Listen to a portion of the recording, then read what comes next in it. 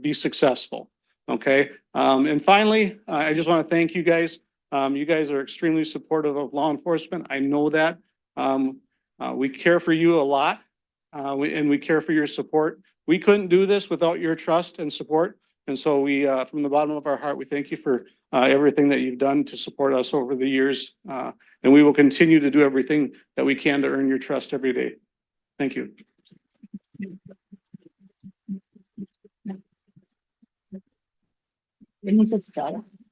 Thank you, Paul and Megan. And now we have the County Commissioner, Jeff Reinhardt.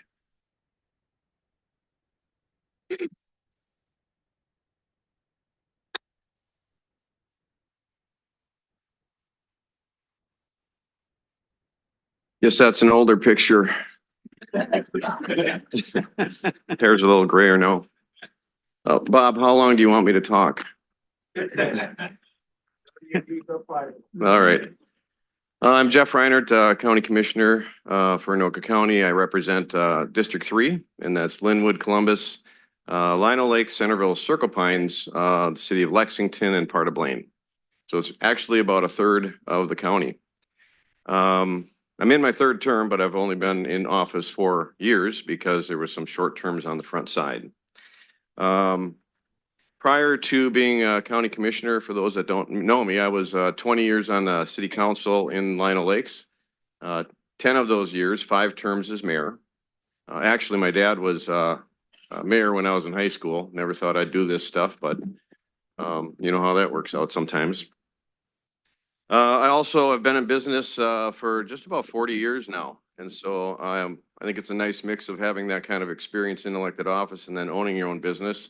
I am very fiscal conservatively, or very much a fiscal conservative. And because running a business, you need common sense or you go out of business. I think I bring that to the board too. I guess I'll start with the last time I was here and gave a little update.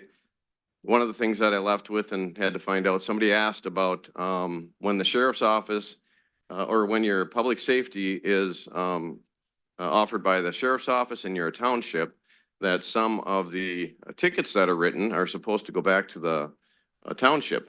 And so I looked into that and we actually got that done. It wasn't happening. And I think it's like a couple $1,000s a year, but it still helps, you know, with the budget and everything. And then that now comes back to the township. Something else that happened with public safety this last year, and that was when we got the election of a new sheriff. He was looking over the books, and you know we've had all this inflation, an average of 6% a year now for 3 years. He had to raise prices, and so the township was stuck with a $40,000 increase. But that increase came, I think, around the summertime, and it was after you folks already, you know, decided on what you wanted to spend for the following year, or last year, I should say. And so, you know, Bob called me or contacted me and was able to work with the sheriff and the county board and get that reversed. And so it just wasn't fair to impose that. I mean, other, you know, cities, they will have their preliminary levy voted on in September and then finally voted on in December. You folks do it earlier in the year. So it just wasn't fair to impose a $40,000 extra bill when you've already decided what your budget was going to be for the following year. So we got that figured out. Then I've got some, you know, updates for you. Transportation. We've got a reclaim and overlay on County Road 75. That's that stretch, you know, between Sunrise Road and 217. And so that's going to be a reclaim and overlay. It's not just going to be an overlay. So they're actually going to tear up what's there and then put a new road down. We actually have a transportation committee meeting tomorrow. I serve on that committee, and there's 2 more projects that we're going to be discussing. So I'll be pushing hard for those. 65, Highway 65, that's been like a 20-year project, and we got $200 million finally gathered up to do that project. It's going to begin hopefully next year, but more than likely 26. This year too is going to be the largest overlay program that Anoka County's ever had. We're going to be doing a lot of roads this year. Another topic I want to talk about, election integrity. We've got an election coming up. I've been working with a lot of folks on that, hearing a lot of concern about election integrity. And since the county does handle elections, I'm very interested in that. And, well, I won't go into it. But a couple things, you got to walk before you run. You can only do what you can. There's a lot of things that, people would maybe like to see, but, I kind of look at what I can work with the other county board members, because most of the county board just thinks everything's fine, and it might be fine, but it doesn't hurt to double check. And so a couple of things that have been brought to my attention as far as a concern is the poll pads. In 2011, they got rid of paper, and you could go to, these iPads and check in that way. There's some concern about that. Anoka County adopted that in 2018. And so, there's just been concern about it. And I've been talking with the elections group and the other county commissioners. And actually today, I had a meeting with the chair of property records at taxation and the entire elections crew. And what we're going to be doing this fall is we're going to be taking, it's all about testing the system, right? Everybody says it's fine, but well, then you can bear a test. And so what we're going to do with some of the precincts is we're going to print out what was normally print out prior to 2018. And we're going to have duplication. We're going to have the poll pad still in all the precincts, but I'm pushing for at least a half a dozen precincts that will also have paper, because the way it works is in the beginning of the election, you'd have that paper record match exactly that poll or that iPad. And then as people are signing up throughout the day, the iPad gets updated, but the paper doesn't. And so a really quick and easy audit at the end of that election to see what was signed up, what didn't get, updated on the paper, and, see what the difference is. It should be a very simple audit after the election, and then we'll see how well they work, they don't work. It's just a learning experience, and it's just, really building confidence in elections, because we've got to have confidence in our elections. It is the cornerstone of our democracy. Free and fair elections is what we need. Otherwise, we're not a country. So passionate about this topic. I'm doing what I can, and it looks like we're going to be able to do that this fall. The other thing is post-election audits. So we used to do 4 precincts. That's state statute. A couple of years ago, I pumped that up to 6. Still not a lot. But what I talked to the elections group about today too is, because I was asked this, it's like, well, what if I want, a particular precinct audited in my city or township? And so I asked them about that. Now, we do a selection of precincts of those 6 precincts that have a post-election audit. And so like last year, 3 of them were in Andover. It just happened to end up that way. Some cities or your township might want to have a post-election audit. Now, for the random selection of those precincts that are audited, the city or township does pay for it. So I said, well, what's the difference if we do the same thing with any precinct that wants to be audited?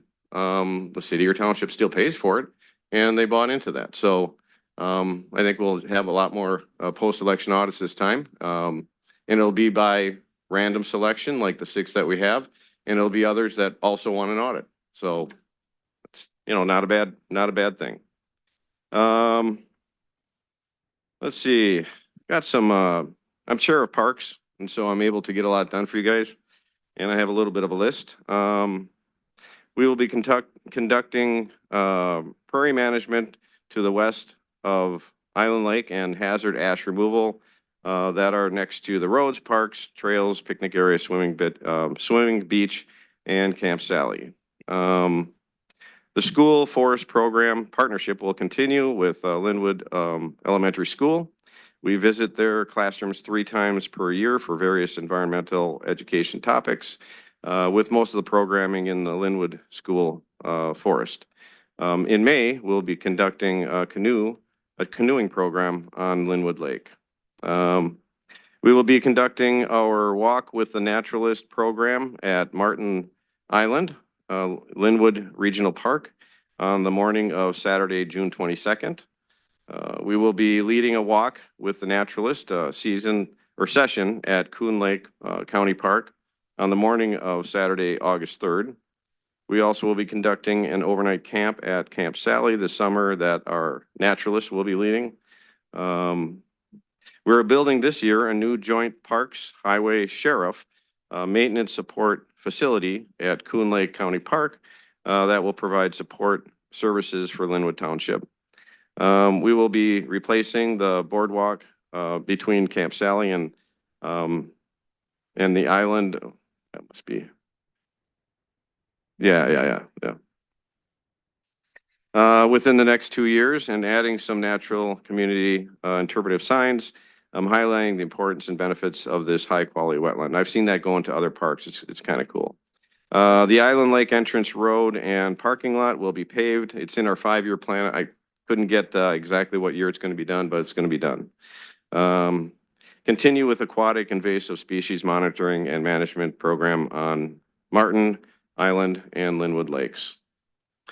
I want to talk a little bit about taxes, the budget this year, the levy. Kind of an odd year. We had 3 years in a row with no levy increase. I mean, just zero. And then with all the inflation, and everything, we had to go up this year.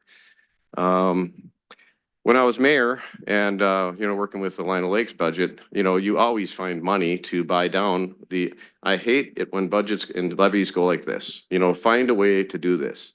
It's going to eventually go up because everything does. But, in 10 years as mayor, the budget, or I should say the levy in Lino Lakes went up 7%. So it's an average increase of 0.7%. So I'm pretty good at this.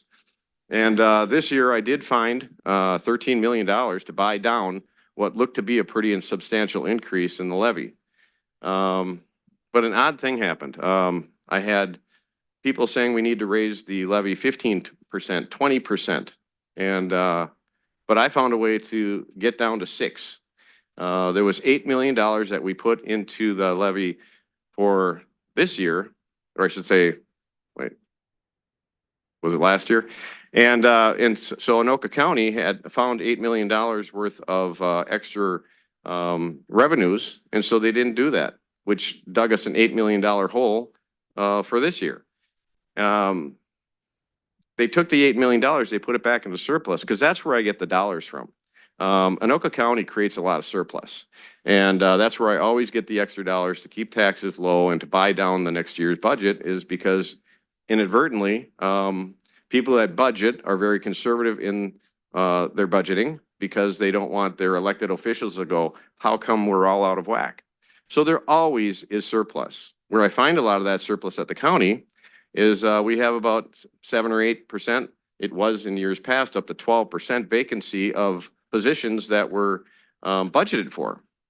Well, now when you're spending $250 million a year on staff, and you don't hire everyone, you've budgeted for it, you've levied the folks for the money, and you didn't spend it. And it took me a year or two to find it, but then I found it. And so, yeah, there was plenty of dollars to buy down that levy with the surpluses. And then there was another $5 million. And I can't understand why I didn't get agreement on this, but I didn't. And they pushed that $5 million of surplus into next year. So the weirdest thing in the world happened to me. I thought I was living in a cartoon. I had to work with the Democrats to bring the levy down. So seriously, we had Scott Schulte wanting a 19% increase and Matt Look wanting a 20% increase. And what they settled on for the preliminary budget was 15.5%. Of course, I voted against that. And then I started working with the Democrats because for some reason, I don't know, maybe they weren't for election or whatever, but they just would not budge. And so it ended up being 10%. I could have gotten it down to 6 if I would have had people to work with, but at least they was able to get it down to 10%. But from what they were talking about, 20%, just crazy. Yeah, I could keep talking. I've got pages of notes here and stuff, but maybe I'll just say, do you have any questions for me? Yes, sir. Oh, okay. Who's got the mic? Thank you. Brian Langlois, 232nd app, been here for 37 years. Got a couple of questions for you.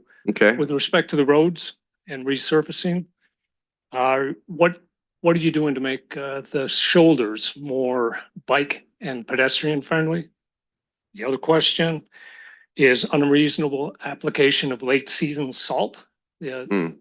last snowfall of about an inch, and we ended about 2 inches of salt. So Really? are there Okay. somebody trying to use up excess inventory on the county roads? Because I saw from one end of the county to the other, so it's not just local. So All right, well, I serve on the transportation committee. We've got a meeting tomorrow. I'll talk with Joe McPherson and ask him about that. Yeah, I mean, this year was crazy, right? I didn't even bring out my snow blower once. As far as more bike and pedestrian friendly roadways, kind of, we probably don't like what happened in the legislature, a lot of things that they did last time, and they did increase sales tax by 0.75%. And what that was for the Met Council took 87% of that, but that left 13% that they then dedicated towards I think they call it active trails. And so that money can be spent for pedestrian and bicycle use. Our share of that this year was $4.4 million. Next year it'll be 6 million and is projected to go up. And so because it's kind of new money for us on the transportation and parks, you know, I serve on both those committees, we need to now figure out what we're going to do with it. And so, you know, do you have my contact info? I mean, if there's a specific road that you're thinking of, I can talk about getting it done. shoulders, the roads that are being repaved. 22 is an example of a great road for pedestrians. Okay. County Road 22 is a great example of roads that are great for pedestrians and bicyclists. When Fawn Lake Drive was redone last summer, Yep. we went from about a 6 to 8 inch shoulder to about 1.5 feet. So that's not friendly with, especially with the distracted driving and, you know, the need to use it, get around the community with a bicycle versus a car. That's what I'm referring to. Yeah, and I have advocated for that a lot because I drive a truck. I have a mirror that's out to here, and then you have somebody on a path like this that's riding a bike, and I'm always afraid I'm gonna, you know, nick him with my mirror. And yeah, okay, so you're that guy. Yeah, Bob. Bob Illiburn, you mentioned that they're rebuilding or building a new building on Lexington by EJ's?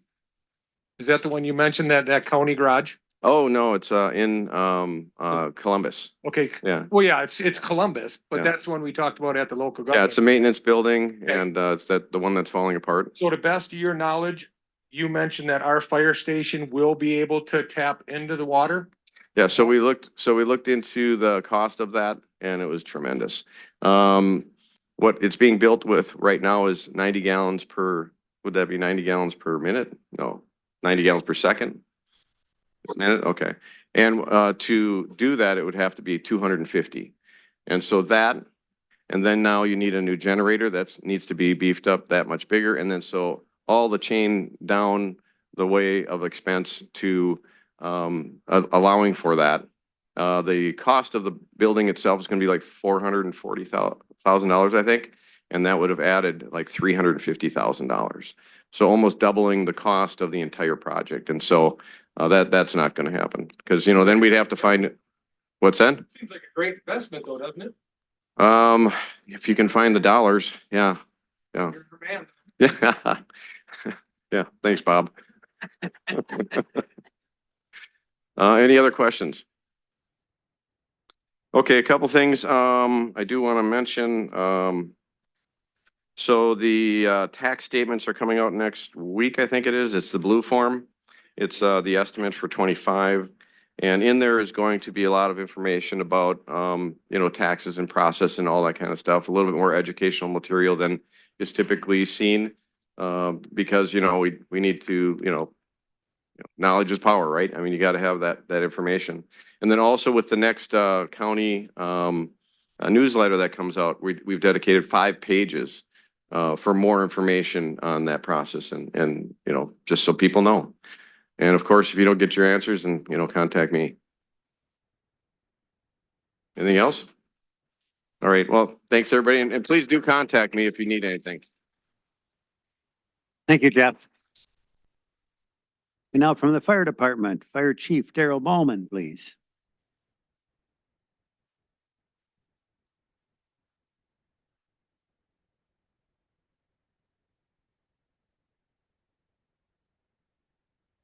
Oops. All right. Thank you, Mr. Garrison. I am Daryl Bauman, the fire chief. I'm accompanied by tonight with Mike Rammel, Assistant Fire Chief in charge of facilities and equipment. Assistant Fire Chief Jim Stockinger, who's in charge of training and operations. And Jason Bagenstos, who is a part of our leadership team. See if I can do this. This one? Wow, that's pretty incredible. Look at that. So currently, this is our officer corps. We have 4 captains, 4 lieutenants, a fire marshal, and a secretary. Our entire team of firefighters represent Linwood in the finest way possible, be it public education, events, delivering babies, receiving life-saving awards for a CPR save. In 2023, Linwood Fire Department put its best forward in public safety. This is our current staff. The picture's a little dated. We have some people that still need to be updated. And we are currently at 25 firefighters with 5 probationary members and 3 applicants. So recruitment and retention has been very good to us. With that, I will turn it over to Assistant Chief Stockinger. Can I work from this? Awesome. I don't have to go up there. So I get the pleasure to introduce 2 new firefighters that we brought in 2023. William Marholtz is a long-term fire department supporter. We've known him for years. He finally moved the community and decided to join the fire department a year ago. Very happy to have him on. And then Anna Amen is a very long-term resident of Linwood Township. I'm proud to say she's my daughter as well. So we got a 2nd-generation firefighter on the department. She came to us last year as well, and it's been a great asset. Both of them bringing a whole lot of knowledge from the trade industry and also the nursing medical side as well. So welcome to those 2.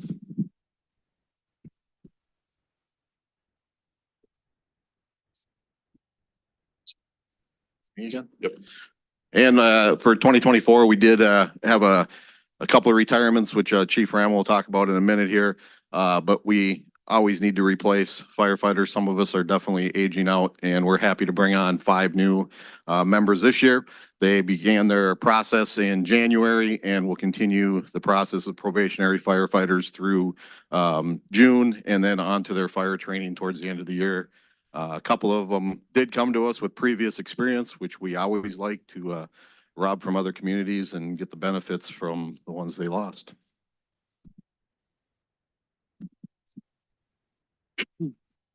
Chief Stockinger alluded to our retirements in 2023. We had 2 firefighters that retired. Sean McLean, who was on the department for 15 years, actually started basically the same time as I did. I don't believe he's here tonight. Been in the community for many years, owns Almac and Stacy, great guy. And Scotty Smith, who has been here for even longer and was on the department for 26 years. Just a fantastic guy, served as fire marshal, I believe a lieutenant and captain's positions at one point or another also. So if you guys know those guys, thank them for their service. They will be missed in 24 and moving forward. All right, thank you. And I'll just do a quick review of 2023's incidents. So in 2023, we had a total of 310 calls. That's a 12% increase from 2022. In the fire service, we never want to break records. Unfortunately, we did last year. Our average response time was 9.4 minutes. Firefighters responding per incident was 5.8. Rescue and emergency, that's the bulk of our calls. That was 221. Good intent calls were 37, service calls 19, fire 13, hazardous conditions, no fire, 12, and false alarms, false calls, 8. So any questions on that? Yes, sir.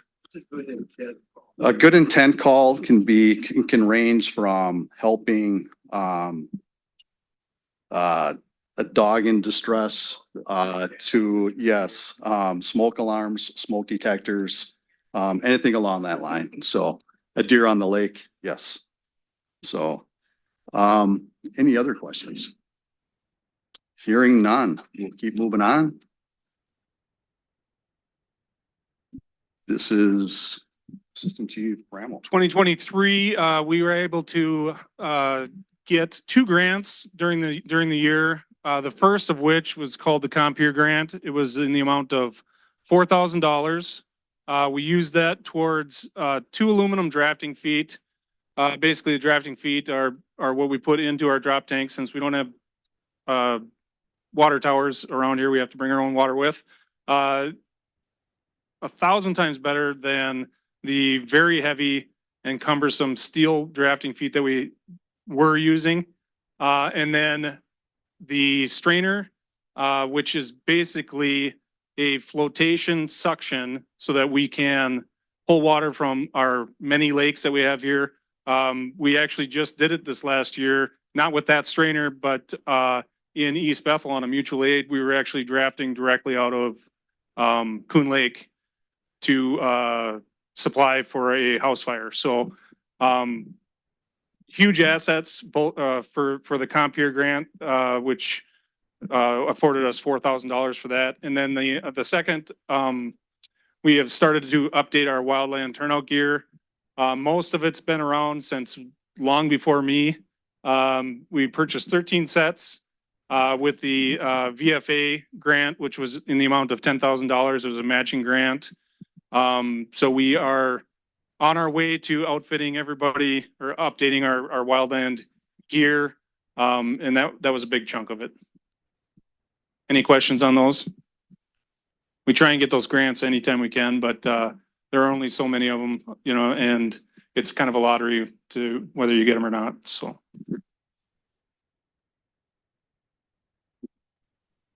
I can speak to this. In addition to what Chief Ramel talked about, this was our largest addition for 2023. We were able to build and purchase a new Rescue 5, which replaced a 1997 F-350 crew cab long box pickup. That's a diesel. This serves our community on about 75% of our calls. Goes out on pretty much anything that's not a fire or car accident. We were given a budget to work with last year. We managed to come in under budget quite a bit and still provide everything we needed to outfit and upfit this truck. It was upfitted by a company in Royalton, Minnesota.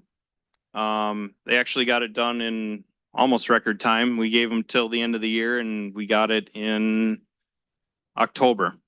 So we put it into service within a few weeks of getting it, and that goes out on, like I said, majority of our calls. So still holds 5 people like the old pickup truck. It's got a full slide out in the back that hauls all our medical equipment. If you've seen it out and about, it lights up pretty good so you can see us coming because like mentioned before, we don't have street lights. So does anybody have any questions in regards to that? All right, thank you, Captain Bagensauce. Last but not least, to put a name with a face, this is Deputy Bill Jacobson, who works off rotation of Deputy Megan Sullivan. And Deputy Jacobson aspires to be a Linwood fireman, so someday. So with that, thank you for your continued support. And we'll open it up for any questions. Well, thank you.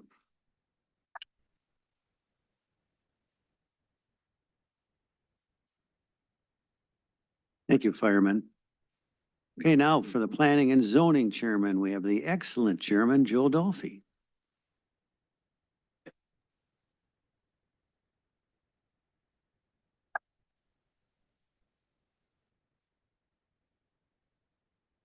I've been asked to speak on behalf of the Planning and Zoning Commission. I've been on planning and zoning for I don't know how many years, been involved in Linwood for over 40 years, one way or another.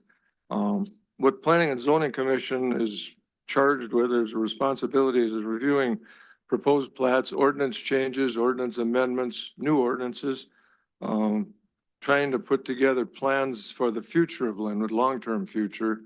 We've had several meetings or surveys from different agencies in Anoka County and Met Council. There's a, Met Council's got a 2050 plan. They wanted local input from all communities. And I went through the packet that they sent out, and then I responded to it in a questionnaire thing on behalf of Linwood. I think I got the answers right, according to what Linwood is looking for.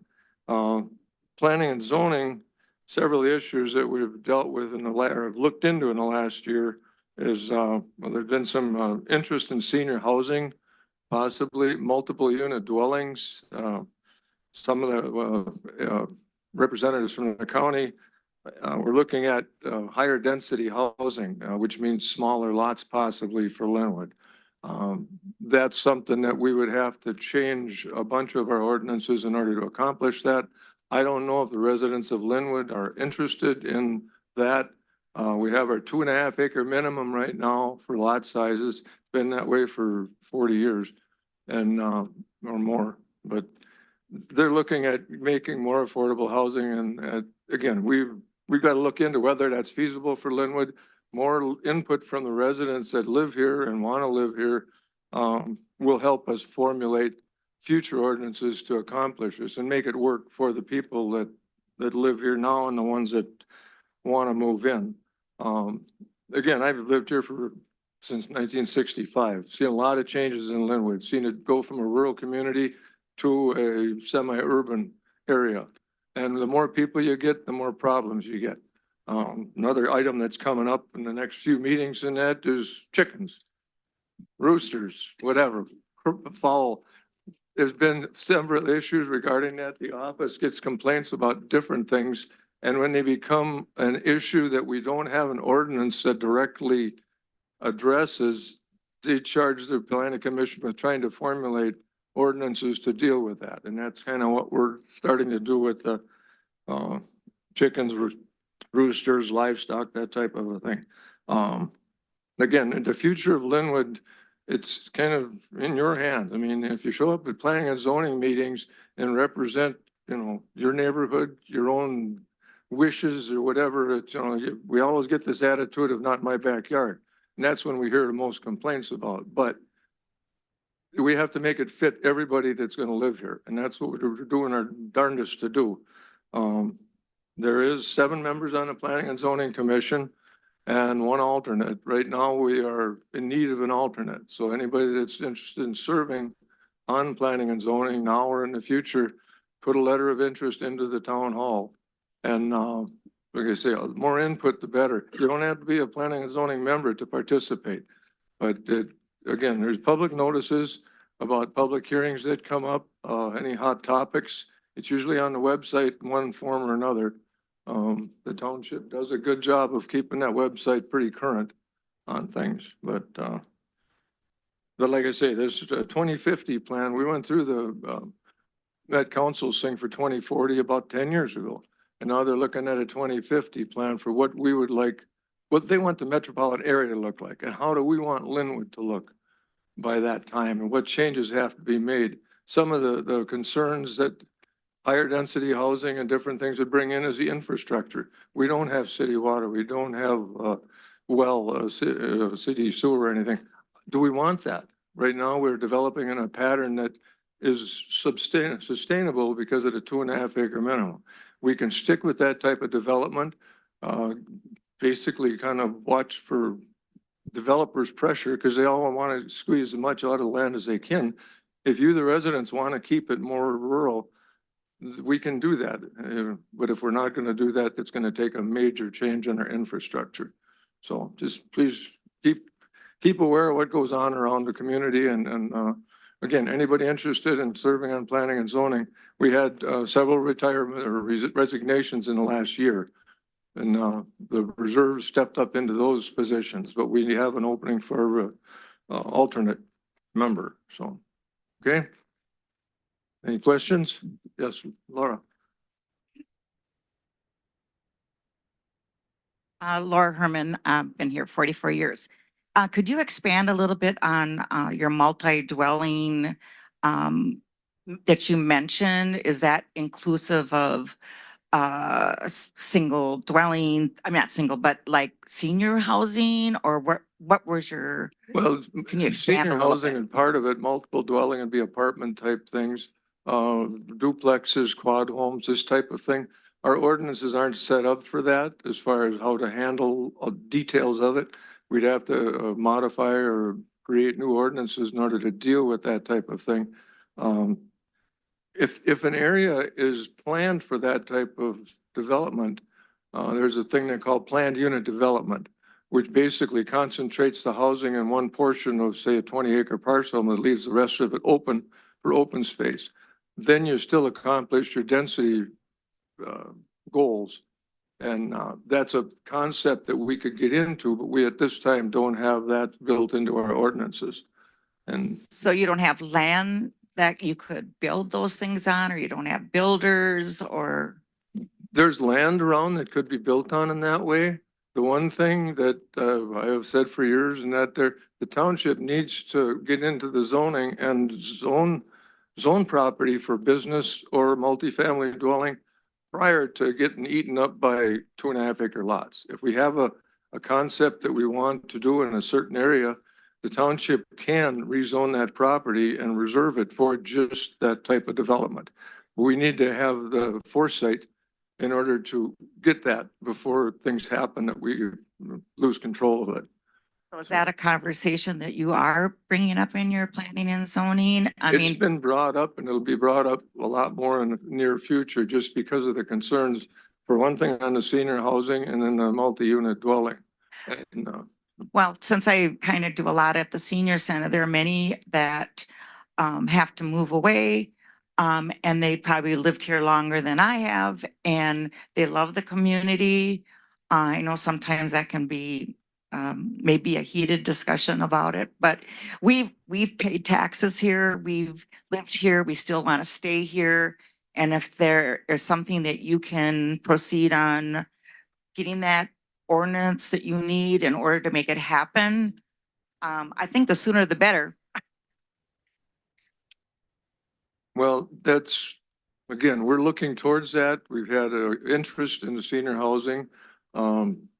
We have to make sure it's in the right spot with the right support facilities, other businesses, other parks and transportation things that would go along with that type of thing. I believe it could be in the future, but it's probably not going to happen overnight. There's other changes that the township's got to make in a basic infrastructure to make it happen. Well, it's been kind of talked about for a long time. And all of us are getting older. So thank you. The other thing regarding zoning, business zoning, we've been approached by, well, the office gets requests where do you have commercially zoned property that they could build a business on? There really is no business district in Linwood other than the ones that are currently active. If the township were to set aside certain areas for that, for business development, tier development of some kind where businesses are on the main highway, multiple dwellings short behind it, and then single family dwelling back on, that would take a 20 to 50 to 80 acre parcel to make it happen. But that type of tier development could be accomplished with some long-term planning. So, Brian? Yeah, Brian Langlois, 232nd. My question is, again, towards the senior planning. When you worked with the state 2050 plan, did they indicate that there would be grants, matching funds, any of these kinds of incentives coming from the state or county level that would be available for that kind of planning? There could be assistance. We did talk to somebody from the county about it, and there is possibly some, wouldn't say funding, but some assistance into designing of stuff. The funding of it, Anoka County has got 3 or so, like 30 unit apartment things that they have that are owned by the county, managed by a different corporation. That type of thing is what most governmental units go to. If you're going to go to something small like Linwood is looking towards a 10 to 15, 20 unit thing, more than likely it would be privately owned. And it would have to be, it's tough to get funding for a private operation. If it's government operated, then they can get funding from different sources. It's not impossible, but I don't know just what the procedures would be.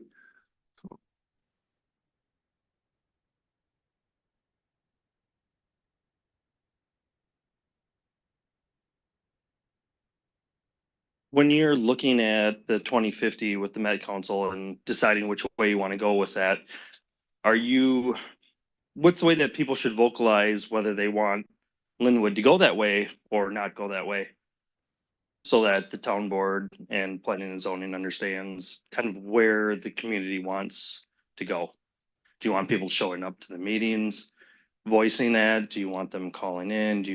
How do you want? Planning and zoning would be a place to start. Otherwise, letters of concern to the office, to the town office, if a letter stating you're concerned about this, and no different than the senior housing, when the concept of that come up, there was a lot of controversy. What's happening with it? Well, right now, there's nothing happening with it.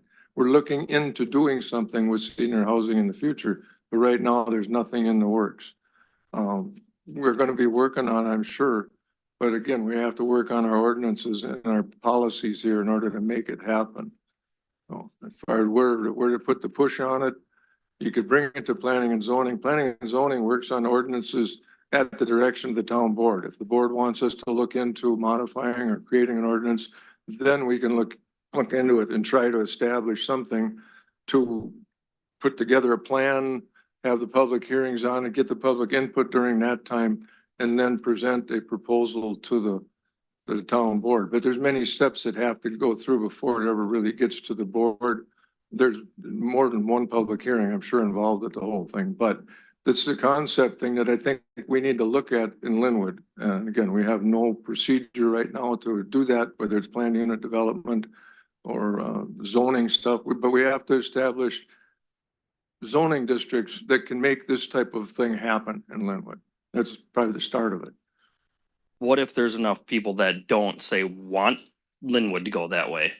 So then there would be really no point into even looking into it if there was enough, like if people want to leave Linwood kind of the way that it is at the 2.5 acres instead of adding these extra things, extra apartments or duplexes, if they don't want that, If then there'd it's, really be no reason to even kind of look into it. And that's kind of why I'm asking how you want people to voice their opinion one way or the other, because that's just a waste of time and resources if it doesn't go that way, right? well, the senior housing thing has been on the books or on the. I'm just talking about the whole thing in general, that you're talking about the 2050 Met Council, what they're looking for. 2050, of course, is a long ways out. A Oh, lot of sure. things Yeah, can yeah. change. But they're looking at what does Linwood want to see? I don't recall the responses I made, but I believe they were to the point of we're okay with our 2.5 acres. But the planned unit development is something that we were going to look into, and I do believe we will be looking into something similar to that for handling this higher density. As far as affordable housing in Linwood, you've got the small lake lots around Fawn Lake and Martin Lake that have got smaller homes. That's affordable housing. We've got the trailer court. That's affordable. So as far as meeting a quota of affordable housing, I think we're okay with that. And the open space is what many people moved out here to have. And so I don't think that you're gonna get a lot of support for having 1 acre lots anywhere. And I don't think we get the support of the Met Council either, because they want us to have a 2.5 acre minimum density. But there's ways of doing it through different procedures. The business development, that's been a hot topic too. We dealt with that through home occupations versus business development. Home occupations get to be a nuisance in some neighborhoods because you don't want the activity next door. But then if we don't have a business zone district for people to develop and build in, we're not going to encourage business. Maybe we don't want to encourage more business in Linwood. One prime example was the dollar store, Dollar General, that won't built in East Bethel. They were looking in Linwood for some property. There was no commercial property to build on, so they built in East Bethel.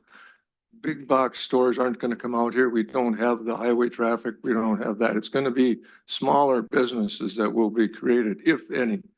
But local support businesses, maybe a hardware, maybe a liquor store, maybe small grocery store. I know we've got the country store and different things, but there may be other opportunity for other businesses to develop. And we got to give them an option if the people want it. But I know it's going to come back to the agenda on planning and zoning regarding business development. And senior housing is going to be up. I don't think they're going to let go of that one. So Neither will I. So. There any other questions? Okay, thank you all.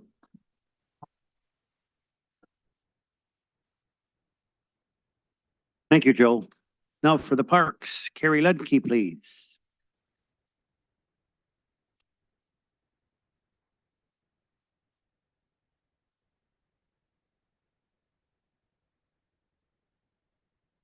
Good evening. I'm Carrie Ledke. I'm the Park Board Chair here with Sarah Nelson, the Vice Chair, and we're here to update you on our parks.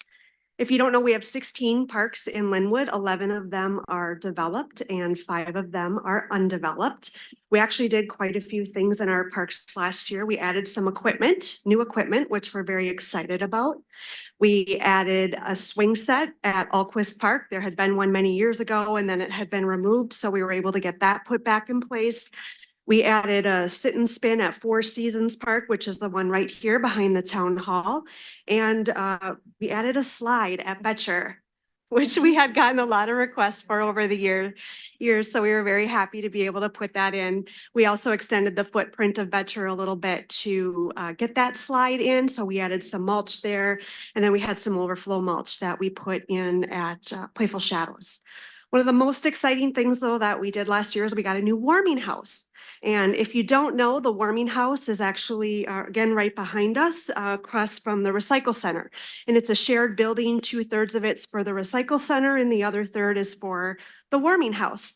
The bummer part is we didn't get to use it last year. So we're ready to go. We're hoping for a better year next year. The great volunteers that we had flooding the rinks had it all ready to go, or the rinks all ready to go. And then of course the weather warmed up. So the small consolation prize is the tennis court nets are up if anybody wants to go use them. So regarding our proposed budget for 2025, you'll see on your sheets that we've proposed an annual budget of $90,000 with an additional $10,000 of capital. That's pretty much the vast majority of that's just salaries to maintain our parks, to do our mowing and things like that. I'll be honest, it's never enough. There's always a lot more that we'd love to do in our parks. The park budget is about 3.6% of the total budget, so not very much of our budget. So we do the very best that we can with what we have. So with that, I'm going to turn it over to Sarah. Hello. So as Carrie was mentioning with our budget, some of the things that we need to and know that we need to get done in our parks this coming up year. I'm sure a lot of you are aware the tennis court gets used almost every single day, and there is a huge crack in that tennis court, which probably makes it a little bit more difficult for the person playing on that side. So we want to get that fixed. Another thing that is one of our top priorities that we'd like to get done is the lighting at the football field and the hockey rink. A lot of those lights are out and need complete repairs. So that's one thing that we really would like to get done. There's a couple areas in the parks that need new seal coating. I believe the basketball court at Broadbent needs a new seal coat. So that's one thing. Some of the parks that still have mulch, we need just a new top layer on those. So that's another thing that we need to get done, and just some general repairs and maintenance that we always see at our annual park tour that we do. So we keep a list of everything that we'd like to get done. So there's some of the general maintenance. Some of the ways that we will hopefully keep up on that maintenance and all the general repairs is that the board did approve a part-time park employee that we are hopefully going to get started this summer. That's going to keep up on all of that maintenance, because I mean, the list is never ending and things keep coming up continuously. So hopefully we'll be able to keep up on all of those maintenance and repairs. And the last thing is that we do have one opening for a park board member. So if anyone is interested in joining the park board, if you want to submit a letter of interest to the office, preferably before March 25th, because that is our next park board meeting. We'd love to have you. We have one opening. So yeah, any questions? Yeah, we have a question.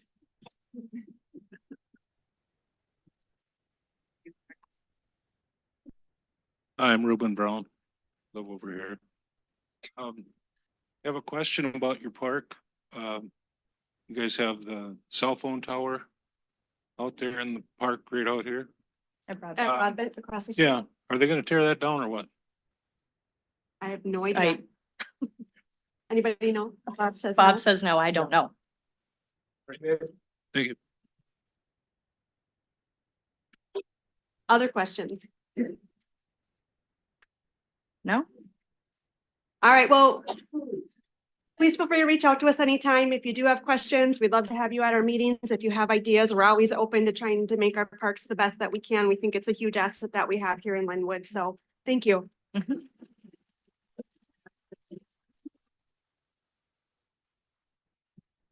Linwood is blessed with magnificent parks. The school forest is a total jewel. The Island Lake Park with the boardwalk is very unusual. So we're very blessed in this community. Okay, recycling. Alyssa Dane? And Supervisor Lucky, I took over recycling this year. Just to let everyone aware, Alyssa's gonna speak to our numbers. It's in terms of the program and it goes. Paul was recycling coordinator to be here tonight. He just got back from vacation, so it was a little scheduling conflict to speak, but again, our recycling program is active and you will see that we got some good numbers there with what our goals were, so. Alyssa? All right, if anybody hasn't ever been to the recycling center, it's right back there. It's open Tuesdays from noon to 4:30 and Thursdays and Saturdays from 8 AM till noon. The Linwood Recycling Center is a community's resource for information on any recycling questions. They handle any incoming materials such as appliances, steel, organics, electronics, yard waste, and other home recyclables. Linwood Township received a recycling grant from Anoka County for the new reuse building, and we were able to pair with Parks in order to get the new warming house built with that as well. We received $87,562 in 2023. The township is building this in stages with grant money, refraining from using the levy money. So this is just the shell. The parks portion is mainly complete. I think we just got to get the floors installed and everything. So we will be applying for another grant for Anoka County, and we have been looking into the Minnesota Pollution Control Agency. They have a lot of grants moving forward for reuse. And that would be in order to get the walls done and the insulation. So, but last week we did get the boiler installed, so that's a plus. In 2023, Anoka County had a goal of us for 581 tons, and our actual tonnage collected was 906 tons. So we exceeded that one.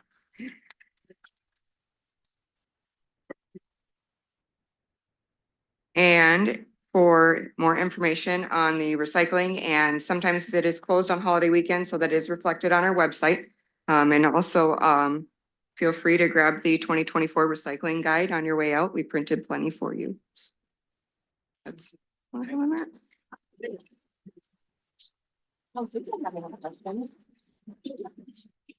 Thank Any you. questions? I got a comment. I won't need the mic when I'm playing. It's for the people online. Yep, people are watching. Online, I'm not used to that stuff. Mark Boyum, the recycling center here is wonderful. They've got, if you haven't been there, they've got a garage sale every Tuesday, Thursday, and Saturday. And that building is going to be used with more stuff for garage sale for reuse.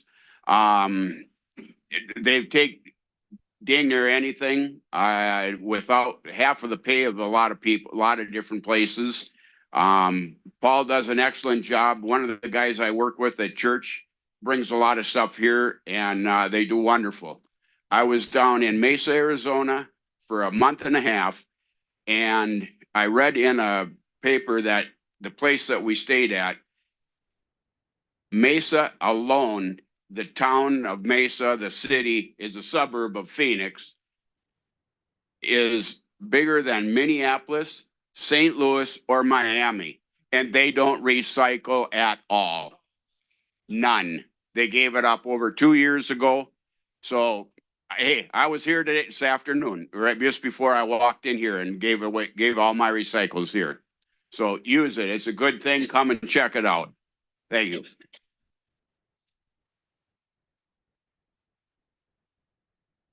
Any more questions?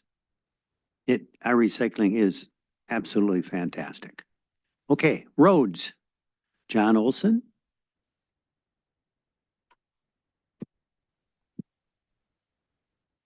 Good evening.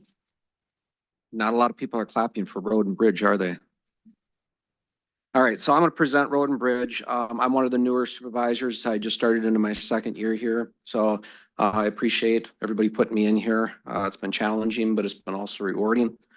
Road and Bridge is kind of broke up into two things. We've got Road and Bridge, and then we have Public Works. So Road and Bridge is, we have a committee of 5 members. They do all of the planning, figuring out how we want to move forward strategically, doing approval or making recommendations to the boards on different road projects, and how to keep our roads safe and public safety safe. And then our Public Works is made up of 2 full-time employees and 1 part-time employee at the present time. We just brought on our second backup plow driver.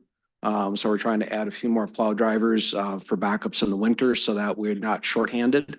So anybody that knows how to drive a plow truck, let me know. Going through the budget.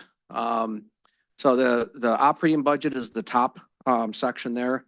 The operating revenue for 2003, the actual was $234,837. That's the revenue brought in. Expenses going out was $282,541. Our ending balance was $195,343. So that's what we're carrying forward. The expenses, I'm going to jump down a little bit to the lower right, are just to kind of give you an idea. The operating expenses of the 282,000, some examples of that was the hot and cold patching of our roads, all the potholes that you guys see here and there. The enhanced street sweeping, and this is a project that we started this year with Anoka County, to where we're doing a little extra street sweeping, trying to keep organics and stuff from getting in our lakes, trying to keep those clean. The crack sealing, $24,000 in the crack filling. The road grading, that's an ongoing thing for us. That's $23,897. Our salt and sand and our salt mix, that came out to a cost of $24,625. The road right-of-way brushing, that was $35,735. Those are just some examples. It's not all of the things, but that kind of gives you an idea of where some of that road and bridge money is going into for operating. Our budget for 2024 for this year, we're expecting to bring in $353,700. Our operating expenses, we're expecting to spend more. We're at $420,939. Obviously, that's an ongoing project to always try to stay ahead of our roads. Moving down into the next section under capital, these are our new things that we can, new equipment, it's new projects. There's certain things that fall into capital. Our capital revenue in 2003, the actual was $797,121. Our expenses out of capital was $593,467. Leaving our ending balance in 23 of $194,206. Some of the examples on the lower left of the capital expenses were, we had engineering fees of $80,855. We had legal fees, recording fees of a little over $1,400. We had a pretty large project last year, which was where we repaved the 205th Avenue down there. That's kind of in our southeast corner of the township. That was $460,000. South Linwood Drive, we actually did that in 2022, but we had a final payment due. There's a kind of a holdout. The final payment was $41,463, so that hit our 2023 budget. And then we also had to buy a new plow for our smaller truck of $9,680. So again, kind of some examples as to what some of those expenses are from a capital perspective on road and bridge. There was another project that we did last year that was funded through ARPA, which is another source of revenue, and that was to do storm pipe replacement on Martin Lake Drive, which is just on here by Camp Sally. So that also went in. To the right side of the capital, our 2024 budget, expected revenue coming in is 575,000. Expenses that we're expecting to incur this year is 750,000. So you can kind of see that there's a lot, this is one area of the township, there's a lot of money that's moving in and out all the time to try to keep public safety up. Alyssa, did you have anything you wanted to add? You actually did a fantastic job with all this and I appreciate it, so thank you. So is there any questions? Hi, Reuben Brown. Are you guys planning on doing Martin Lake Road? Are you guys planning on overlaying that road? Yes, yeah, Alyssa told me I should have probably mentioned this. So we've applied for LRIP grant to try to get funding to cover the cost of repairing that road. When we do it, it'll be a full overlay, it'll be a full road construction, so, yeah. Overlay. Exactly. So, but yes, we've been working on that. We had it in a plan. I think it was originally I think it was pushed back to 2026. But now this year, we're trying to get this LRIP grant through, and if it could come through, then we'll move forward as quick as we can. It's terrible. It's probably the worst blacktop road that we have in our township. And that was on a 7-year plan 10 Yeah. years ago. Yeah, the expected costs, every year it goes up. That's why we're trying to push it forward a little bit. Every year it goes up. So right now you're looking at, give or take about $1.5 million to do that road from 22 to 85. So. I was gonna say too, if we don't do nothing with that road, what would we have to do to give that road back to the county? Let them Yeah, take they over ain't gonna and want it back. They're not gonna want it back. The other I mean, thing- they gave it to us in good condition. They Yeah. overlaid that road before they turned it over to the township here. And we were supposed to keep it up and keep it maintained, and it didn't happen. I think we've got a really good chance of getting the LRIP grant, mainly because a lot of the property along that road is county property with Camp Sally, with Island Lake, all of that. So I think we've got a really good chance of getting the support because they are one of the adjacent property owners. But we do have an alternate plan, which is to do it in phases. So if we can't get this LRIP grant or we can't get the entire amount, we will probably start moving forward and doing a phased implementation of it. So yeah, we definitely, the board realizes the urgency of getting that road repaired. Thank you. Yeah. Any other questions? Joe? I know I've worked with road and bridge, driven plow trucks and stuff, and it had the 1-ton Dodge that you got. Is there something in the plans to replace that truck? Because that isn't getting in tough mechanical shape. I know you put a new plow on it last year. The plow you put on it, you were looking to move it up to a newer truck of some kind, so they had a smaller truck. Is there anything in the budget for that, or is that part of their capital that you're looking to use to buy a replacement truck for that? So there has been money put into capital a little bit each year with the intent of replacing that, and it's been in the 2024 budget. So depending on how the levy stuff goes, that'll determine whether we can move forward or not. But yes, the plan is to replace that truck. Okay, and the other question is on 205th Avenue, that 340 some thousand that you got from the DNR on that. Well, I thought that was gonna be the cost of the whole project, but it came in over budget or whatever at 460,000. Or was Yeah, there more 'cause- work done than what it was intended? I don't. Well, the early, again, I just come onto the board when this project was already going, but the initial number was 404,000 is what we expected it to cost.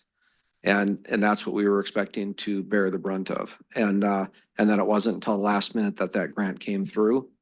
But again, I think what it was there, I know that there was a lot of extra mucking that they had to do. Their soil borings were like every 500 feet, and there was a lot of mucking in there that they didn't anticipate. So there was definitely increased cost for that. But you did receive that 346,000 from the state. Correct, and I think we're still owed 10% from them. Yeah, because in 2023, we received $346,645.99 and that was from the State Park Road account funding for that.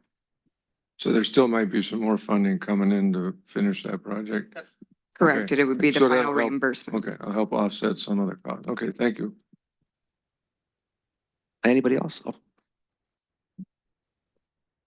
Brian? Me again. Brian Langlois. Again, in the earlier meeting, budget meeting, that you had stated that the road was set at a tonnage rating that is comparable to County Road 85, County Road 22. And I proposed changing that to a lower rating, putting up the signage to make it a restricted road and force heavy traffic off of that road so it will last longer. Are you going to pursue that? So actually, our clerk did some checking in on that, and the difference in the road tonnage is in the base, the amount of base that they use. So there's really not a cost difference or cost savings on redoing that road. So in fact, I think the standard that we got back was a 10-ton road is our new standard, right? Yeah. So yeah. So it wouldn't do any good to lower the. But it was a good suggestion. We definitely looked into it. Anyone else? All right, I will turn it back over to our moderator. Thank you. Okay, thank you very much, John. Appreciate that. So now we have the financial report and budget and levy discussion with Alyssa. Just the messenger, everybody, all right? So take it easy. All right. In 2023, Linwood took in $2,809,233. 67% of that was from taxes.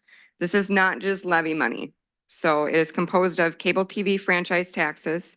We received $26,501 from that. Municipal state aid for streets, which is our maintenance, it's our gas tax and our road allotments. We got $38,288 from that. State payment in lieu of taxes is also included in there. This is land that is not publicly owned. Carlos Avery's, we got the wetlands. We received $22,135 from them. And from the revenue, we did take in $50,627 more than we budgeted to take in. That is because of the grants that we receive. In 2021, when the 2023 budget was created, because we have to budget so far in advance, grants are not known or available. So at that point, that's not something we can really anticipate taking in because it's not guaranteed money. You can fill out all the grant paperwork you want. You don't know what you're gonna get. So 18% of that was from grants this year. We received a total of $499,550 in grants, and we did receive $48,000 in park dedication funds. We ended up being able to pave 205th. Oh, I got rid of that slide, sorry. So we were able to pave 205th with the state park account funding. Anoka Conservation, we entered into a contract with them to do some more enhanced street sweeping, and they reimburse us some fundings for that as well. Minnesota Management Budget for the Minnesota Fire Training and Education, we received $12,687. Compure Financial, as the fire department stated, we did get $4,000 for them from for some hoses and nozzles. We got the Anoka County Recycling Grant just for operating. It's called the SCORE funding. We received $47,744 just for operations in the back. And then we received an additional $87,562 for the shell of the reuse building. 7% of the funding, well, the revenue is from license and permits. This is building permits, plan checking fees, pumping permits, right-of-way utility permits, dog licenses, $2 a piece. They could add up. Septic permits, zoning and subdivision fees, and this also includes our escrow revenue. Because we take the escrow revenue in, we do have to count that as revenue, even though we know it's going to be going out at a certain extent. It would still in our possession. We still have to include that within our revenue. And administrative fines are also within the license and permits fees. 3% of funding came from charges for service. This would be senior center hall, rental, tables and chairs, recycling collection fees, cell tower revenue, credit card processing fees, faxes, copies and notaries, installation of mailboxes, and senior transportation. 3% is miscellaneous. That's what we took in for wetland reimbursements, senior center activities, Residents' deposits when they rent the hall. Granted, it's due back to them. It's still coming in. We still have to take it in as revenue. Refunds, rebates, and reimbursements, sales and use tax that we collect on mailboxes, and interest earnings. 2% of that came from contributions and donations. That's Linwood Family Fund Day contributions, park dedication fees, reuse donations, and contributions from private sources. Is there any questions on the revenue?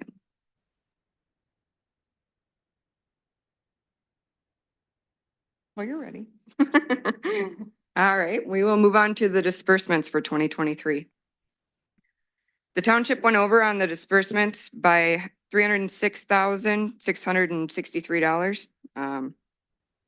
When the 2023 budget was created in 21, the grants were not accumulated for, so the grants that were received allowed the township to move forward with capital projects and street maintenance, the paving of the 205th, the fixing the storm pipe on Martin Lake Drive, the recycling and park dedication for the building and back, and the enhanced street sweeping. So if you take out all of the grants that we received, we did come under budget for 2023. Other factors on the 2023 budget, the Connexus was up 9.6% from 2022. Excel was up 6.5%. Wages 6.7%, and the fire department well needed some extensive repairs. The police contract was also up 12% more than 2022.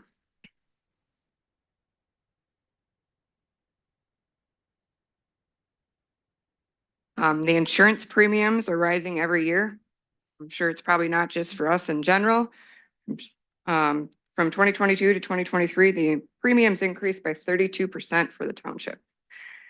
The township is actively seeking quotes for new insurance, and I have 3 of them that are actually working on it right now. So just to make sure that we're getting a good price. I know everybody hates shopping for insurance, but you got to do it at some point. So I'm unaware of what 2025 is going to bring for us. Looking into 2024, this year, Excel's rates are increasing another 8.5%. Waste Management changed their fuel surcharge to an energy surcharge. We are now paying for the compressed natural gases to fuel their trucks as well as their fuel prices, which raised our bill on that 6.4%. The police contract in 2022 is also 13% higher, which is in 2 years like a 25% increase for the policing contracts here. So what I do know is I can't find millions of dollars like Jeff Reinhardt could, because we do not budget for random positions. I'm sorry, I can't pull that out of my pocket. So within our budget history, on the back of your agendas is a copy of the budget history. The town board held 3 budget meetings to build the 2025 budget. If you have never attended one, I encourage you to do so. It's very informative, and it does give you an insight on how these numbers are generated and created.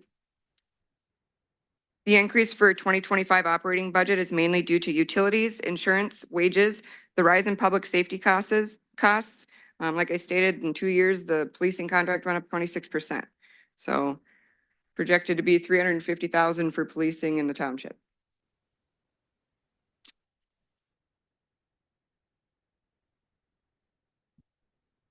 The cost of the road repair and reconstruction is increasing as well. I was emailing back and forth with the engineer here. He was comparing a couple of our street projects that we did between 205th and South Linwood Drive, along with 233rd.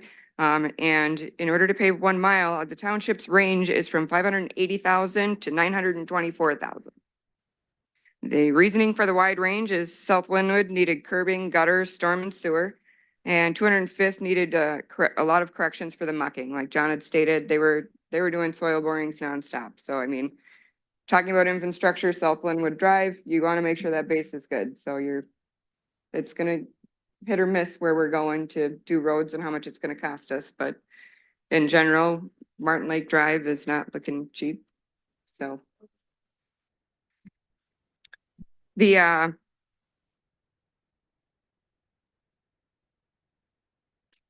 proposed levy that came from the 2025 budget meetings is $2,150,000. It's a 10.3% levy increase from 2024. On the back of your agendas is an estimated impact on annually on your property taxes based on market values. So for every 50,000, in market value, it's $10.48 per year. So I know last year I had some pretty small numbers and I was asked to be a little bit more realistic, so I tried. See where we go from there. I do have is there any questions on disbursements?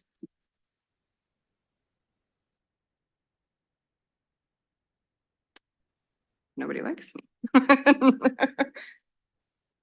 So I do have a annual 2023 slideshow. Hopefully it works. We've been trying to run through it all for some time, so.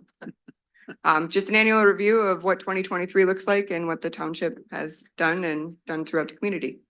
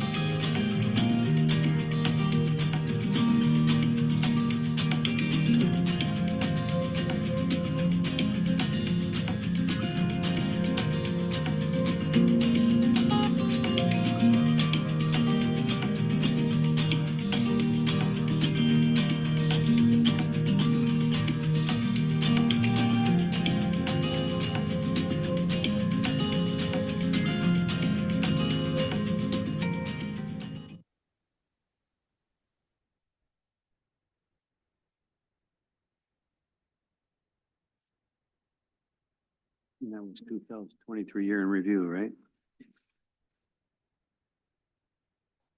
Okay. All right, so now we're on to the request for funds, and I've just been presented with a request for 22,700 for the Linwood Family Fun Day and 3,300 Easter and Halloween. So the total request for funds is 26,000. We want a discussion on that? Is that what we're looking for? Andy, did you have something to say? As a reminder, this is just the annual official request per statute because we're using public dollars for the Family Fun Day celebration and the Easter and Halloween parties with the seniors and the children and stuff. So the dollar amount of 26,000 would be 22,700 for Family Fun Day and 3,300 for Easter and Halloween. So it would be looking for a motion in that amount to be able to continue with those events. Make a motion, you go with it. Let it go. All right, Ted. If you could make it a little more That you go kosher. with it. What was the name we went down? The name, please? Oh. Ted Engen over on Linwood Lake. Does Ted have a Okay. second? Motion, do we have a second? Tom Searing. Okay, all in favor, say aye. Aye. Maybe I should have asked for hands. All opposed? Motion carries. Thank you very much. Family Fun Day will be having their volunteer stuff coming out here this summer. A great community event. Appreciate the support and look forward to people signing up to volunteer. Thank you.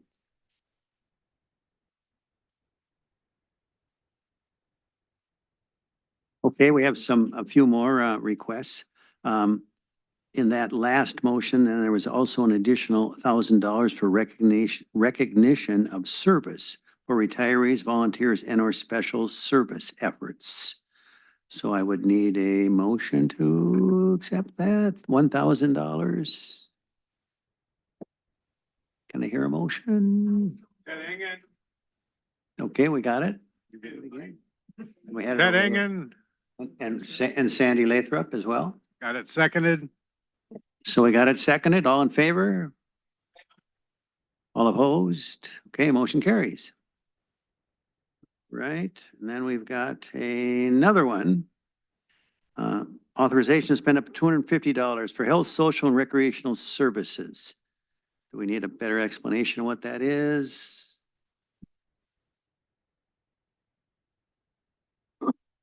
That is for, last year, the town board made a donation to the Alexandra House, which is for domestic violence home for women and families. So it would generally be that. It could be used for other things. Lake Service Bureau sometimes approaches the board. In the past, we have asked for $1,000, but the board has not been approached. So the board chose to just ask you to be able to donate $250 to a nonprofit for health social services. If they come up, is that correct? If they request it, we also still have to, it requires a contract for services, that they have to actually be providing services to Linwood residents. Okay, all in favor? Aye. All opposed? Okay, we accept that one as well. Okay, then comes the final biggie. Set the 2025 levy amount at $2,150,000. That is the proposed levy amount. Is there any, we've had quite a bit of discussion on it already. Tom Searing, I move we approve that levy amount of $2,150,000. do I hear a second? Ed Kramer, I'll second it. all in favor? Okay, would you like some discussion? Go ahead. Hi, Sandy Lathrop. being a senior on fixed income, I don't really want to have an increase of 10 point some percent. So I would like to propose that we cut it back to like 6.5%, which is much more acceptable. We already know the county is going to go up 11%. We can pretty much guarantee the school district's going to go up about that much. Township's proposing almost 11%. That's a lot for the people that really can't afford that. So I would propose a different dollar amount. I would propose 2,076,750, which is an increase from last year's levy of 6.5%. Can you repeat that number again, Sandy? $2,076,750, which is a 6.5% increase from last year's levy. So that's a decrease of about 75,000, is that correct? I didn't figure the decrease, I only figured the increase. Okay. Okay, any discussion? Pardon? Yes, Tom? Yeah, Got to vote on this one. okay. Pardon? Yeah, This working? All right. Yeah. Carl Scripter, 227th. So this is $375,000 more than 2023. That's what we're talking. That's up what? And we're up 25% from 2022. We're gonna squeeze out the seniors. Maybe that's the desire. I don't know. We can't keep doing this. You can't sustain this kind of increases every year. We're gonna have to find a way to trim the budget. So if we have to vote on this first, I would recommend people turn it down. If anybody has another number they'd like to propose, that's probably a good idea. I think it was interesting, one of the comments that Chairman Parker made was there's two things the county's supposed to do: maintain the roads and emergency services. You can look on your sheet and get a pretty good idea of what emergency services and roads cost. Anything beyond that is fat that can be trimmed if it has to be. Thank you. any other discussion?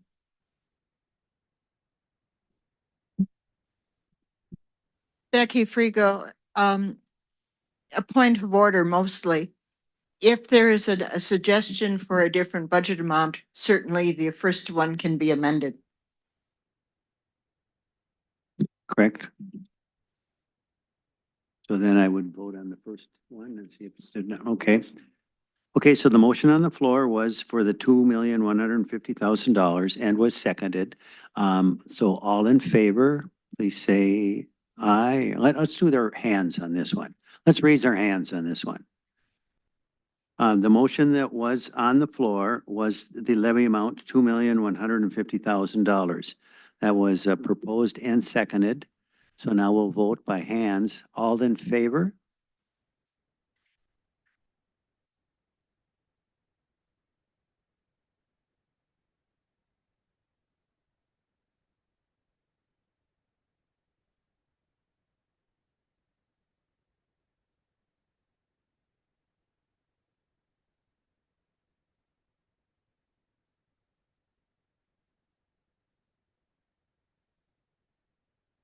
Okay, all opposed?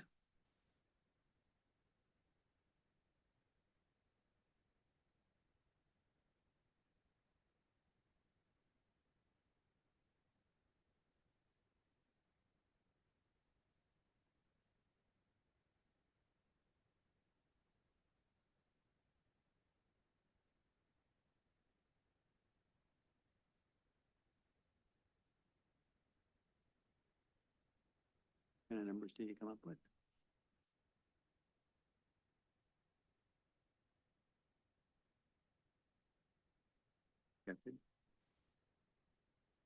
Failed.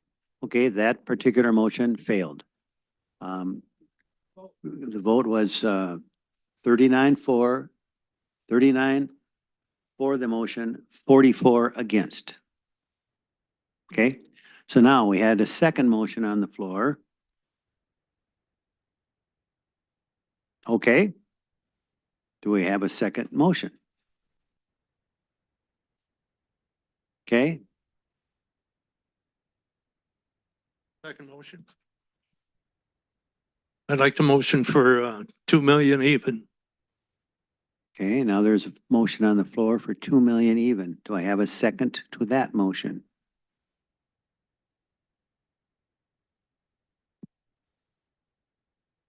On second, we do have a second on that motion. So now there is a motion on the floor for 2 million and it has been seconded. Is there any discussion on that motion?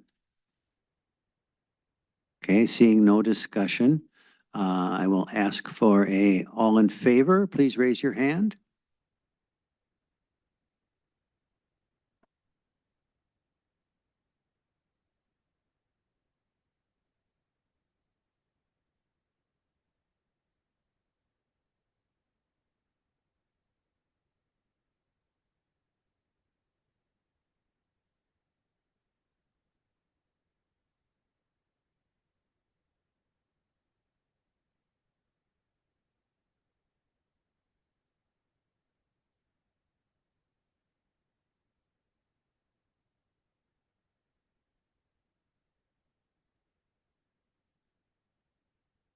Okay. You gotta keep your hands up. Okay, now you can put them down. Now all opposed, please raise your hands.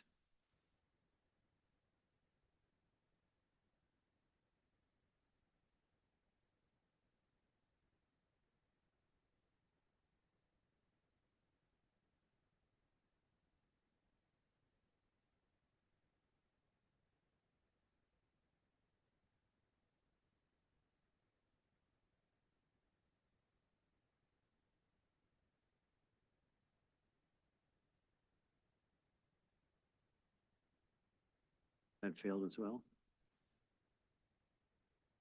And that motion failed as well. And the count was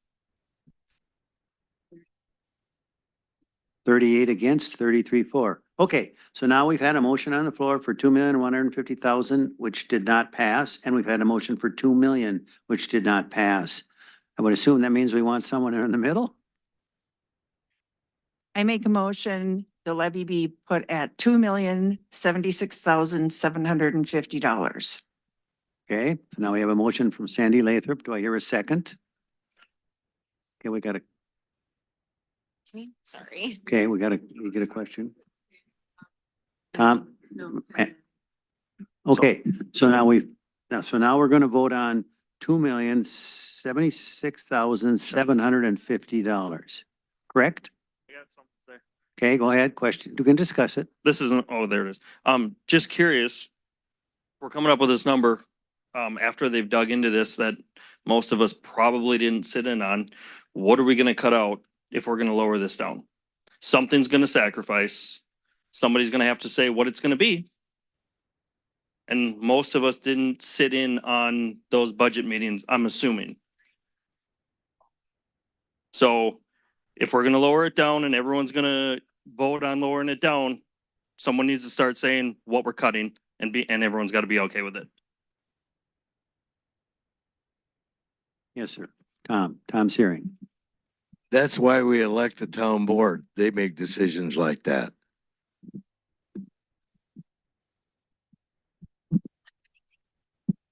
Any other discussion?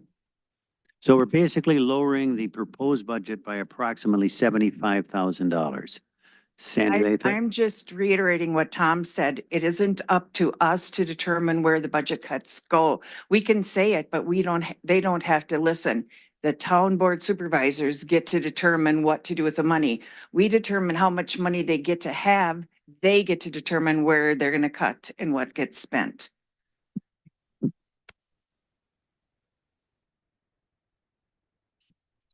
Getting their jogging exercise. We need, Brian Langlois, someone just stated it was 2,075,000. Is that correct? well, I thought it was $2,076,750. Yes. And it was a reduction of 75,000. It's more like $625,000. So just want to, isn't it 2.7? This is the levy money, so there's other revenue that does come in. Like I said, It was 2,150,000 down to 2,000,000, basically 76,000, which is a decrease of approximately 75,000. Okay? Any other discussion? Andy, did you have something to say? I got some. Now, isn't there supposed to be, not a surplus, but extra money in the budget that carries us over through the year? Don't we utilize that?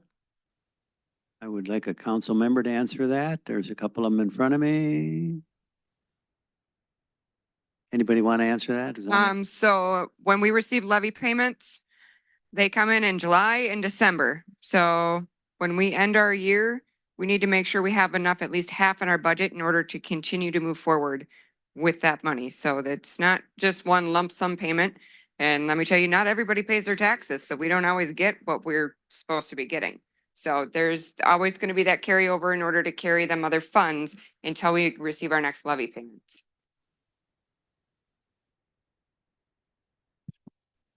And So to piggyback on Corey's comment as far as what gets cut, are we in terms of setting the levy at the individual budget line items for this dollar amount in road and bridge, this dollar amount in fire?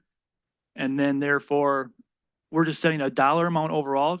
The Minnesota Association of Townships doesn't have it listed that way in terms of running an annual meeting, so I just wanted clarity on that. You're beyond me. But I know what you're saying. You're saying we should have a suggestion from each individual department how much they're going to cut. But then that's been refuted that actually the town board has to make that decision. Is all what I said correct? Okay. You understand it, Andy? You with? I'm reading how to run an annual meeting off the Minnesota Association Township website, and it still doesn't list that part at all, so. Okay. So we had on the floor a motion for 2,076,750. It has been seconded. It has been seconded. So now there's been some question as to the availability to do what we're doing, but we'll do it anyway. So we'll put it on the town board to determine where the 75,000 will be decreased. Is that correct with everybody in here? Okay, how is everybody else interpreting it? Go ahead, Joe.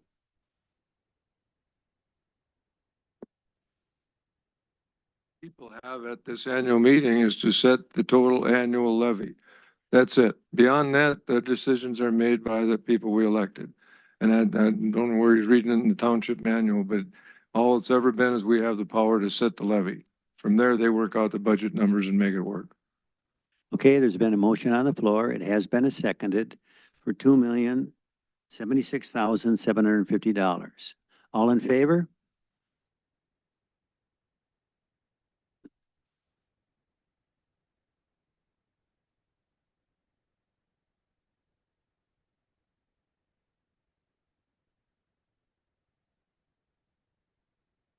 Well, we're counting. I'd like to say it's very good that all the community shows up and has an appreciation of the government. Pretty proud of all of you.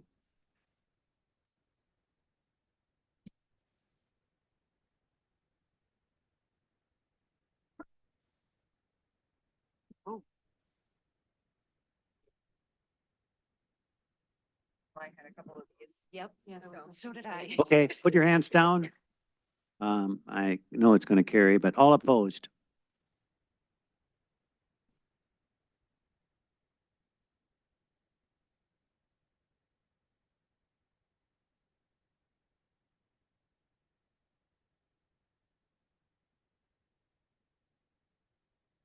Yeah. Okay, the motion carries based on numbers of 48 for, 17 against. So the budget for next year is $2,076,750. Okay? And now, go ahead.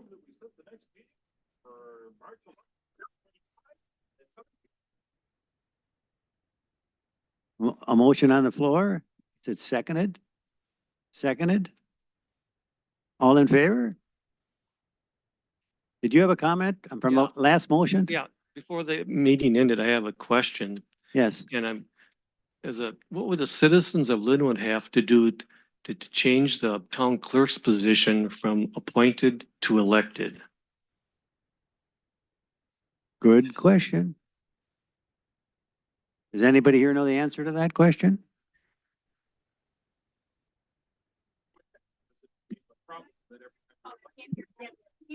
What would the citizens of Linwood have to do to change the town clerk's position from appointed to elected? And how was the process last time? Was it just decided by the town board? When we were first here, it was an elected position, but the responsibility got to be so much. And the elected person, it was something that was so much for one person to handle that it was a hired full-time position. It's a lot bigger than when it used to be, and we just really do need it as an elected position. I mean, an appointed position. We have to have it hired because it's a big, I mean, Pam does a lot for our township, and to bring somebody else in just on an election to do her job, oh God, I wouldn't want it. Okay, does that answer the question? Did you hear the answers? Okay. No, the answer was to be appointed. She's interpreting that the answer was to be voted. I interpreted it that was to continue as it is and be hired. Is that what everybody else says? My understanding of the question was, what does the township have to do to make it back to an elected position? It would be a ballot question. It would be put on the ballot on a regular election, and it would be voted on by the people at that point. Whether or not change.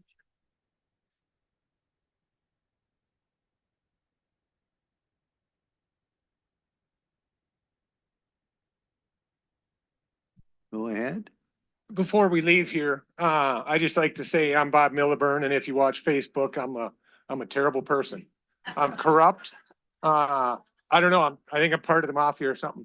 But it was brought up earlier by somebody, and nobody really reacted by it, about the amount of work that people do in that office right there. We really, the board members do a lot of work, but we also all have full-time jobs.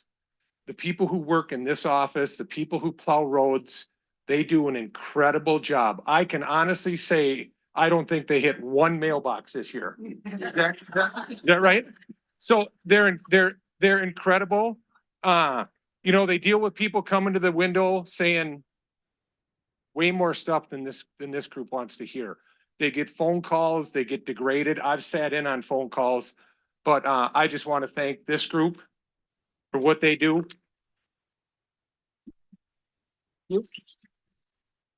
I want to thank this group for what you just did. It's terrible. It's a pain in the butt. The board members, it's my wallet too. I hate spending money. I don't want to spend your money. Sometimes we have to spend your money, and I appreciate you allowing us to do that. So thank you very much. Thank you, Bob. I'd just like to speak, good job, Bob, by the way. If we're talking about the town board members, why are we is there some special meeting next Wednesday that somebody could speak on about getting rid of one or possibly? What's that all about? I know nothing about it. We have a planning and zoning meeting next week. I don't know anything. Next Wednesday, there's a special meeting that was posted, and I was just kind of get some information from that on what it's about and why or what. It's a board member. I just don't know why, if we're doing good and everybody's doing good, why are we trying to get rid of one? Or yeah, you're asking the wrong guy. I don't think that's on this meeting's agenda. Well, But I don't know anything about it. If someone wishes to address this question, they're welcome to. it's all over social media from the but There's our nemesis. The board is not at liberty. This is not a posted meeting for the board to discuss those issues. It'll be discussed next Wednesday. Yeah, it's posted on the website. You bet. Mhm. Yep, it would be a violation of the open meeting law to discuss it at all.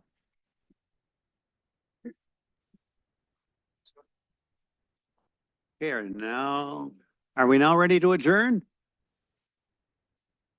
Okay, let's hear a motion to adjourn. Motion's on the floor to adjourn. All in favor? Who made the motion? Thanks for coming, everybody. 9:07. 9:07. I don't know Who who, knows this troublemaker? I don't know who made the You don't. motion. I Carl heard you Scripner. second it. Wear a mask because of the purple, sorry.